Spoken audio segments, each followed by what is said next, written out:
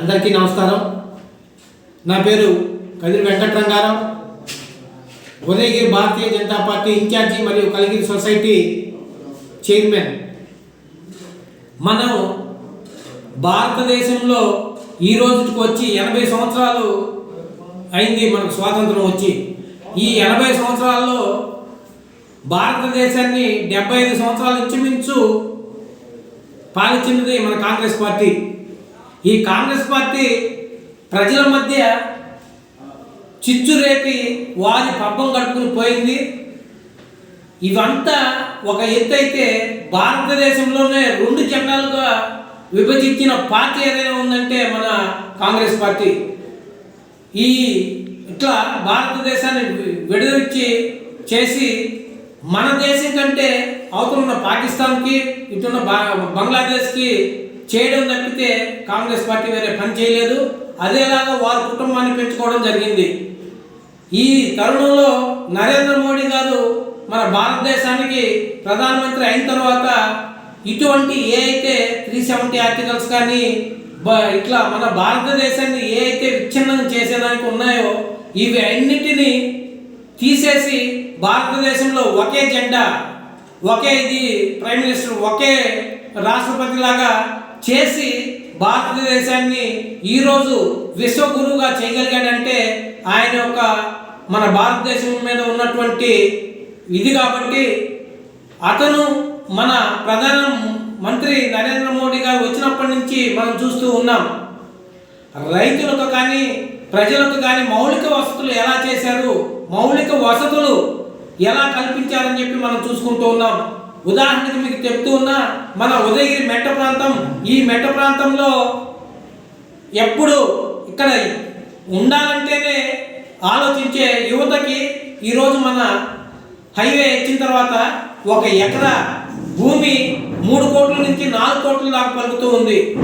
ఇది ఎలా వచ్చిందంటే ఈ మెట్ట ప్రాంతాన్ని డెవలప్ చేయాలని చెప్పి మన నరేంద్ర మోడీ గారు మానసపుత్రుడు అయినటువంటి ఈ నడిపుడి శ్రీహాళహస్తి రైల్వే లైన్ ఏదైతే ఉందో దాన్ని స్టార్ట్ చేయడం, దాన్ని త్వరితగతిన పూర్తి చేస్తూ ఉన్నారు.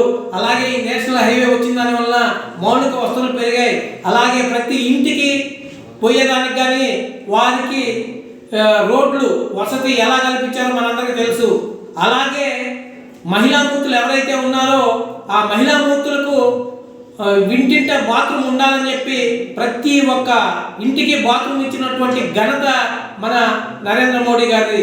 అలాగే మన గ్రామ ప్రాంతాల్లో ఈ లైట్లు లేక ఇబ్బంది పడుతూ పాము కాట్లకు గురవడం అలా అవుతున్నారని చెప్పి మంచి ఉద్దేశంతో ఎల్ఈడి బల్బులను పరిచయం చేసి ఎల్ఈడి లైట్లని వేసినటువంటి మన ప్రధానమంత్రి నరేంద్ర మోడీ గారు మన రైతులకు చాలా మేలు చేశారు. అలాగే మన గ్రామీణ ప్రాంతాల్లో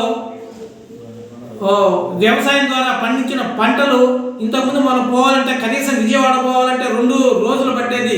ఈ కాలంలో ప్రతి ఒక్క విలేజ్కి గ్రామ సడక్ యోజన కింద ఇది రోడ్డు కనెక్టివిటీ ఇచ్చి కనీసం 4 గంటల్లో విజయవాడ, చెన్నై ఇలా పోయి వారి ఉత్పత్తులను అమ్ముకోవడానికి మంచి మార్గం చూపించినటువంటి వ్యక్తి మన నరేంద్ర మోడీ గారు. అలాగే మహిళా మూర్తులు ఎవరైతే ఉన్నారో వీరంతా గ్యాస్ కష్టాలు అంటే మన కట్టెల పొయ్యితో పనిచేసేవారు ఇంతకుముందు. ఈరోజు వారికి ఉచితంగా గ్యాస్ కనెక్షన్ ఇచ్చినటువంటి వ్యక్తి మన నరేంద్ర మోడీ గారు. వారికి ఆ గ్యాస్ కనెక్షన్ ఇచ్చినందువల్ల వారు వారి కుటుంబాన్ని అభివృద్ధి చేసుకోవడానికి చాలా బాగుపడుతూ ఉంది. అలాగే ఉచిత రేషన్ ఇప్పటికీ మనం చూస్తూ ఉన్నాం. బియ్యం ఏమి 1 రూపాయి కూడా లేకుండా పేద ప్రజలు ఎవరైతే వారు పైకి రావాలని చెప్పి వారికి మంచి ఉద్దేశంతో మన నరేంద్ర మోడీ గారు ఆ పథకాన్ని కూడా కొనసాగిస్తూ ఉన్నారు. అలాగే మనం చూసాం, ఒక 4 సంవత్సరాల ముందు కరోనా రావడం జరిగింది. ఈ కరోనాలో కూడా ఉచిత వ్యాక్సిన్ ఫస్ట్ టైం భారతదేశం కాదు ఇండియాలోనే మొట్టమొదటిసారిగా భారతదేశంలో రెడీ చేసిన వ్యాక్సిన్ మనకి అందించడం జరిగింది. ఇలా చెప్పుకుంటూ పోతే మన నరేంద్ర మోడీ గారు చాలా పథకాలు చేశారు. రాబోయే రోజుల్లో కూడా చాలా చేస్తారని చెప్పి మీకు తెలియజేసుకుంటూ ఉన్నాను. మనం ఈ యొక్క ఇటువంటి మంచి కార్యక్రమాలన్నిటికీ మనం ఉండాలంటే మన నరేంద్ర మోడీ గారి నాయకత్వాన్ని బలపరచాలి. అలాగే మన ఈ 2 సంవత్సరాల పాలనలో మన ఆంధ్ర ఆంధ్రప్రదేశ్లో ఇంతకుముందు రవిడీ రాజ్యం నడిచింది. ఆ రవిడీ రాజ్యాన్ని నుంచి విముక్తి కల్పించి ఇప్పుడు ప్రజాస్వామ్యానికి ఏ అయితే కావాలో అవి మన చంద్రబాబు నాయుడు గారు కానీ, అలాగే మన ఉప ముఖ్యమంత్రి పవన్ కళ్యాణ్ గారు కానీ, అలాగే లోకేష్ గారు కానీ, ప్రతి ఒక్క విద్యార్థులకు కానీ ఏదైతే కావాలో అవన్నీ అందిస్తున్నటువంటి మంచి కూటమి ప్రభుత్వం ఇప్పుడు జరుగుతూ ఉంది. ఈ కూటమి ప్రభుత్వాన్ని మనం బాగా బలపరచగలిగితే మనకి ఇంకా మంచి అభివృద్ధి పనులు జరుగుతాయని చెప్పి మీ అందరికీ తెలియజేసుకుంటూ ఉన్నా.